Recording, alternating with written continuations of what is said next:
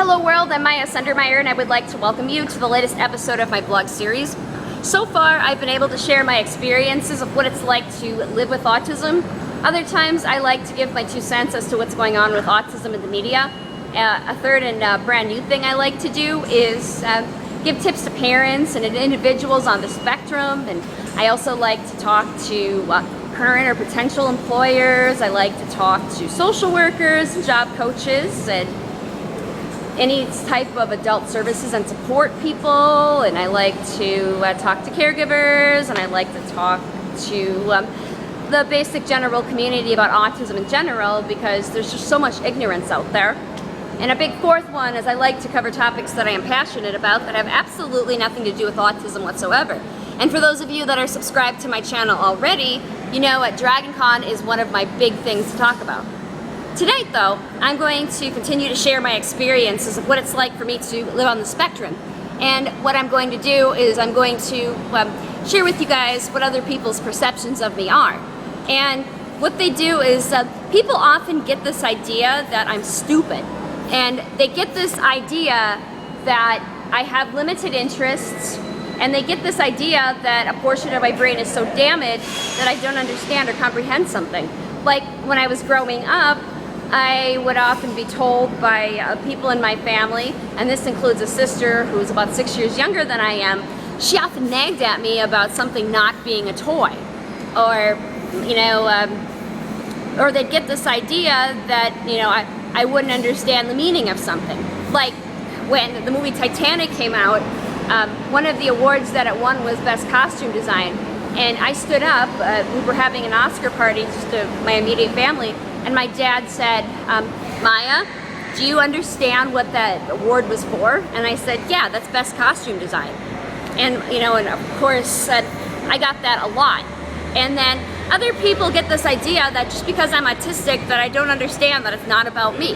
And one of the biggest ones that people misconceive that all people with autism are selfish. Like there was this girl I used to be friends with the human detour system, and she lived with her parents. I mean, she still does. And they were very overprotective, and they let her get away with everything. And of course, she was very selfish.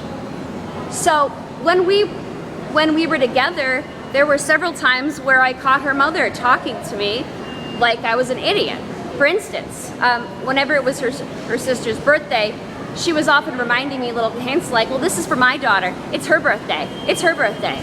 And then there was a time where I was at a bridal shop getting ready for another friend's wedding, and we were trying on bridesmaids' dresses.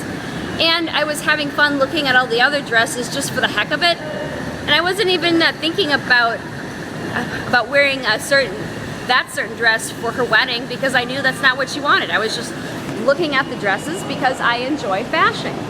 And I said, well, that's pretty, I like that. And her mother kept nagging at me and saying, oh, this is for your friend, she's getting married, you're not.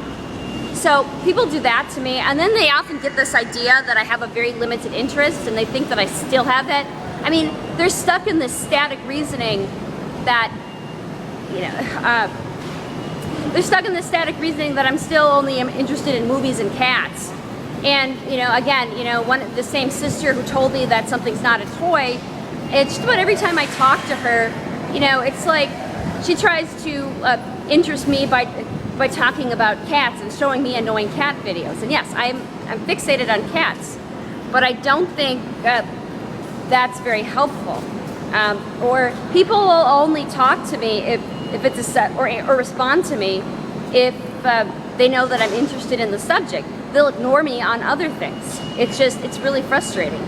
And then another big thing too is they forget that I'm human. Like there was a caregiver that used to take me to and from the bus when I lived with my aunt before I moved out on my own. And I remember being let down one time because I didn't get a job with the Emory Autism Center. And I was crying about that. And she knew that I liked the Tolkien's Middle Earth and all things Lord of the Rings. I love the books, and I love all the theologies and all the backstories. And I'm sitting there crying, wanting to talk about it, and her attitude was, let's get your mind off of this topic. Let's talk about something that you like. What do you like?